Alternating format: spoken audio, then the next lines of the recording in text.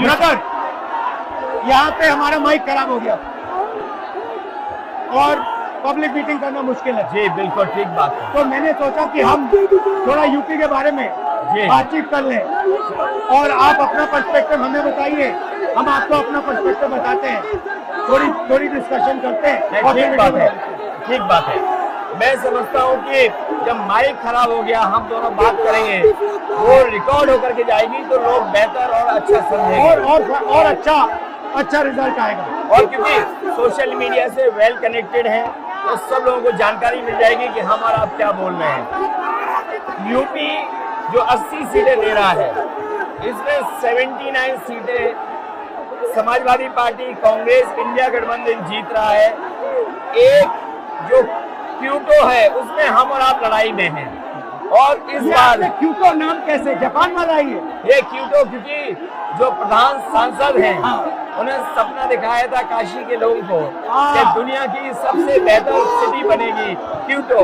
तो क्यूटो बनी नहीं बनी, काशी के लोग ये तय करेंगे और फिर वोट डालेंगे। तो इस बार मन मर्जी नहीं चलनी है, मन की बात नहीं चलेगी, हमारे आपकी बात और 140 करोड़ लोगों की बात और संविधान की बात होगी। और आपने देखा, हम सब ने देखा कि यूपी को नरेंद्र मोदी जी ने बेरोजगारी का सेंटर बना दिया और इतनी बेरोजगारी की है। ये जितने बच्चे दिखाई दे रहे हैं, ये वो लोग हैं दिखाओ जो अग्निवीर या पेपर लीक, जिसकी वजह से इन्हें नौकरी नहीं मिली है और ये सब रोजगार नौकरी चाहते हैं। बीजेपी ने जो झूठे सपने दिखाए थे इन्वेस्टमेंट मीट के, जो झूठा सपना दिखाया था डिफेंस एक्सपो का, जो सपने बेचे थे G20 में, लेकिन इन नौजवानों को न नौकरी मिली न रोजगार मिला, आज ये खाली हाथ हैं। तो इसलिए हमें और आप मिल के, जो आपने कहा, जो इंडिया गठबंधन कह रहा है कि 30 लाख बच्चों को नौकरी दी जाएगी, उस दिशा में हम लोग काम करेंगे। और पहली नौकरी पक्की स्कीम, जिसके माध्यम से हर ग्रेजुएट को नौकरी का अधिकार, बेहतरीन ट्रेनिंग और बैंक अकाउंट में 1 लाख रुपए साल के। आपने नोट किया कि मोदी जी खटाखट बोलने शुरू कर दिए। ये आपके खटाखट के बाद वो रटारट खटाखट कर रहे हैं। अच्छा, आप एक बात बताइए, मुझे क्यूरियोसिटी है, थोड़ा आप अपने पापा के बारे में मुझे बताइए जी। मुलायम सिंह यादव जी के बारे में बताइए। आपने उनसे क्या सीखा?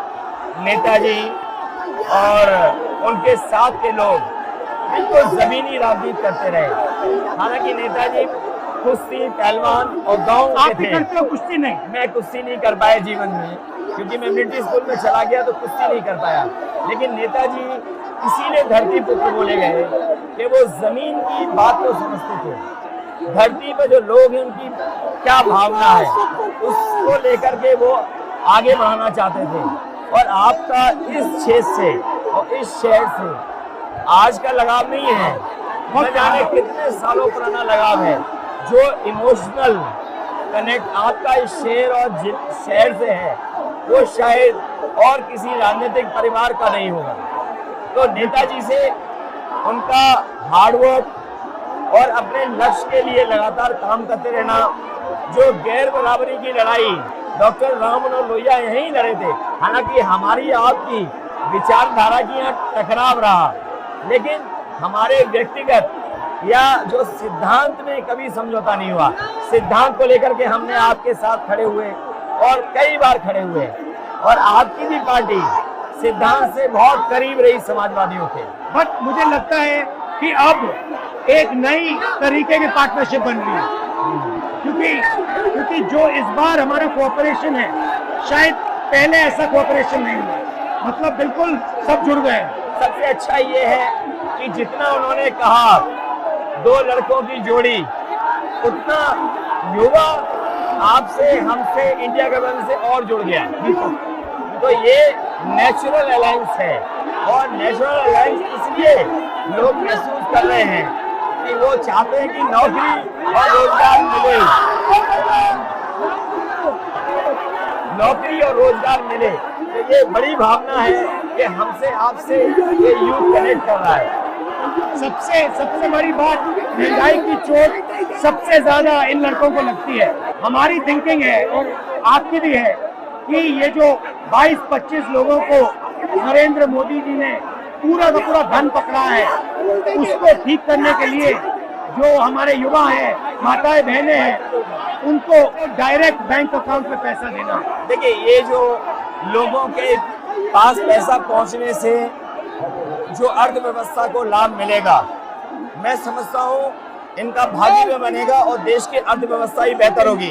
ये जरूरी स्कीम है कि इनके अकाउंट में पैसा पहुंचे, इससे थोड़ा बहुत जीवन स्तर इनका भी अच्छा हो। नरेंद्र मोदी जी डिबेट से क्यों डरते हैं? क्योंकि वो सच का सामना नहीं करना चाहते। पूरा उनका झूठ का गुब्बारा है।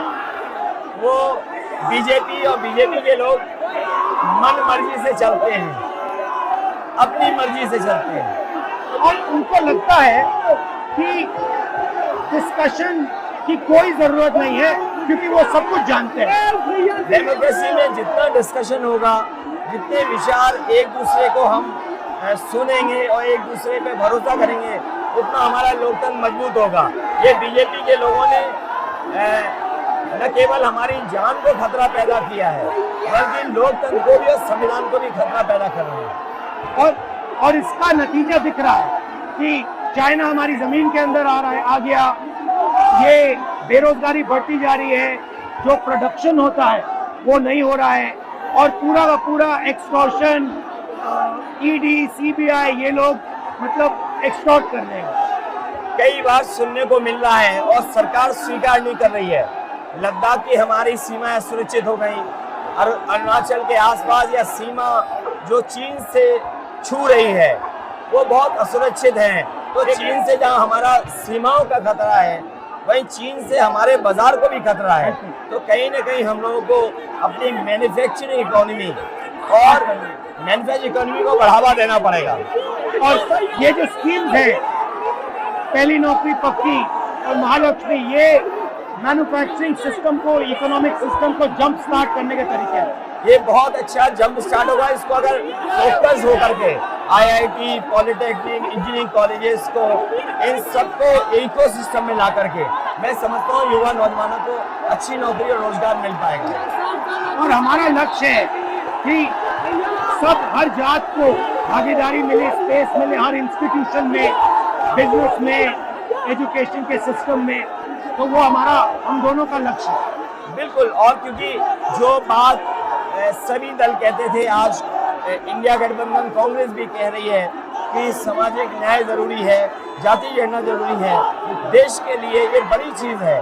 जो दुनिया में अमेरिका है, यूरोप है, अपने उन लोगों के लिए जो पीछे छूट जाते हैं, उनके लिए कुछ काम करते हैं। तो हमारा जो देश जाति के आधार पर पिछड़ा है, तो इसको आगे बढ़ाने के लिए ये बड़ी भूमिका होगी इस बार। बहुत अच्छा लगा, अच्छी बहुत अच्छी मीटिंग है। मुझे लगता है कि ये यूनिक मीटिंग है क्या?